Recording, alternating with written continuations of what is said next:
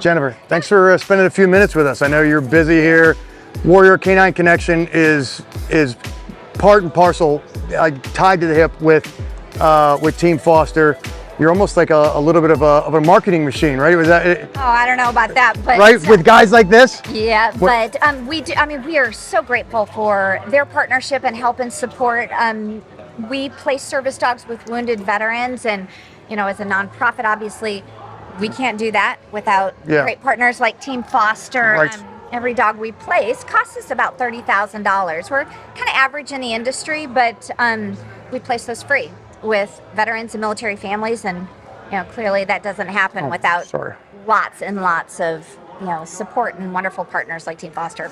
And we were just talking before we turned the camera on. We said that Smith isn't just a show dog that you get to come around and make it real. So you're able to make what service dogs do and the service dogs themselves. You sort of make that real for people that want to support or people who aren't really sure what service dogs do. But Smith isn't just a show dog, so to speak. Dude's got his day job and his night job. Yeah, you are a good show dog. So Smith has lived with our family. My husband, 25 years in the Air Force. That's awesome. 3 years in the Middle East.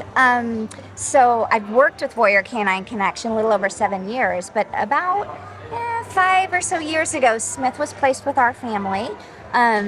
Because of the nature of my job at WCC, dude does a lot of miles and a lot of events, but sometimes I say he's our hardest working dog at WCC because he does have his day job, and then I assure you he does pretty amazing work at the Wilder family as well. That's pretty. And his day job is? His day job is interacting with folks like this at events. I oversee our fundraising and marketing and communications, and I quickly realized when I joined WCC, when people invite me to join them for an event, they don't care. What that really... It's a package deal. Yeah, what that really meant is you're bringing a really handsome dog to come visit with us, right? Handsome devil. So, yeah, so he has probably had his photo taken more times than my children, but yeah. That's awesome. Your husband was in 25 years, so Warrior Canine Connection, and then you obviously have a military, or would you call him military? We place dogs as military family support dogs. Military we place family support. Facility dogs, and we do, of course, place service dogs who have full public access to. Now, and so I think when the traditional people, and maybe I'll speak for myself, hi pal, when they think of service dogs helping veterans, they just traditionally think of that third tier. But you talk about facility dogs. Now, what is that? So, not every dog will choose a career as a service dog, although we hope they do. Yeah. Not every single one does. But, especially when we're talking about veterans and coming back, especially with those invisible wounds of war, I assure you that trauma and the injuries they bring back are not isolated to just the veteran. It impacts the entire family unit.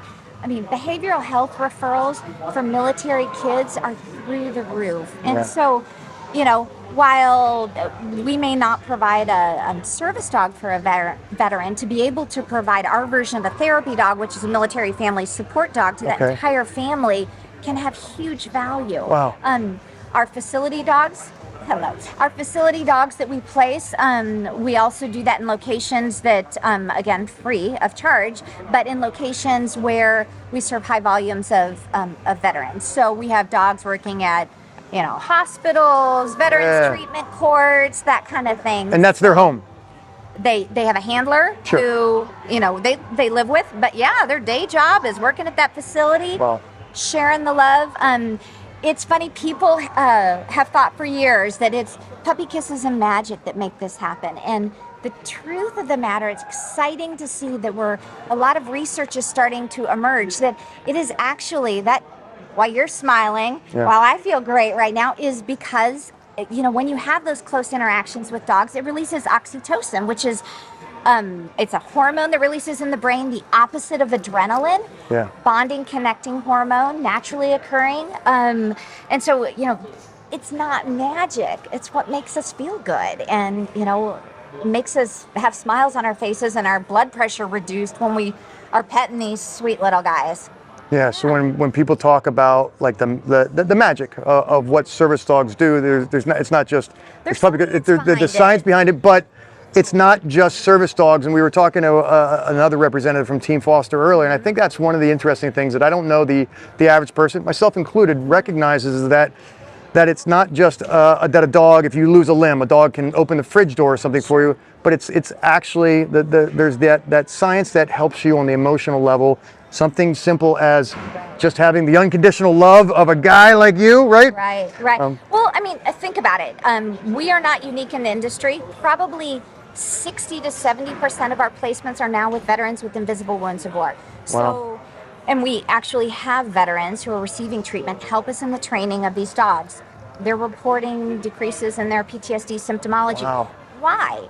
I mean, it's yes, having unconditional love, but literally, being able to practice emotional regulation with helping us to train these dogs, getting the benefit of that oxytocin release, which reduces your blood pressure, the calming, connecting, anti-stress hormone. All of those things are powerful. I mean, think about it.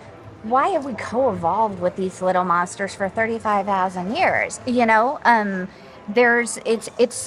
It's something we've known about for years. Yeah. Why we bring dogs to retirement communities, all that. They make people feel good, and it is very exciting though that we're seeing the science behind that. In fact, I will tell you that so much so that in 2021 the president signed the Pause for Veterans Therapy Act, which was not just focused on placing more service dogs with veterans, but was actually focused on utilizing the training of service dogs as the therapeutic intervention for folks getting treatment for PTSD. Yeah. Again, anxiety, reducing anxiety, practicing being out in busy social environments, which can be, these kind of environments are challenging for our veterans who have those invisible wounds of war.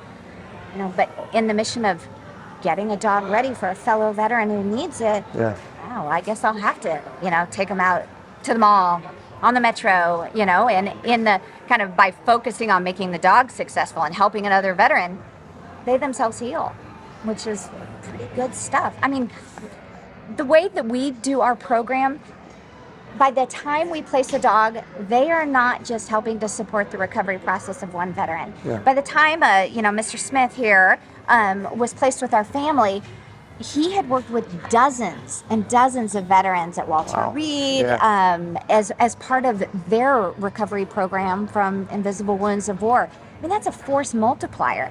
We can't even meet the demand. All of the service dog organizations together can't meet the demand that's out there just in the veteran community. But by being able to take one of these little magical beasts here and be able to impact the healing of 40, 50, 60 veterans with each dog, that's a game changer. We've placed 130 dogs. Super proud of that. We have engaged more than 7,000 veterans in helping us to train those dogs as part of their own treatment program for invisible wounds of war. That's stuff. How can folks help? Obviously, you're a nonprofit, so we are. Money obviously are donations, but we are. Yeah. So a couple ways folks can get involved. Obviously we always need fiscal support so we can place these dogs for free, so we can provide that animal-assisted therapy program. And you said $30,000 just to get a dog into the hands of a vet or of a facility. A full 2 years in training. Yeah. But the other way folks can help as well is that every single one of our dogs lives with volunteer puppy raisers. We don't want our dogs living in kennels. We want them in amazing, wonderful family homes. We have more than 100 dogs in training right now. Every single one of them is living with an amazing angel walking around on earth who pours love and healing into these guys, goes to class weekly to help reinforce the commands we teach them, and then selflessly passes the leash to the hand of a veteran who needs it. And it's a gift of the heart. It truly is. So if you're looking for a way to give back, maybe you can take one for the team, and I don't know, love on a puppy for 2 years. That might be the most rewarding way to give back in service of others I've ever heard. That's pretty cool. We have more than 500 people volunteer That's each year awesome. with Warrior Canine Connection, but golly, we always need, especially those puppy raisers who are willing to open their hearts and, you know, share that love with a pup and then pass it on to a veteran, and it will change their lives. It really will change your lives. Jennifer, thanks very much for joining us. We appreciate you. Yeah, absolutely.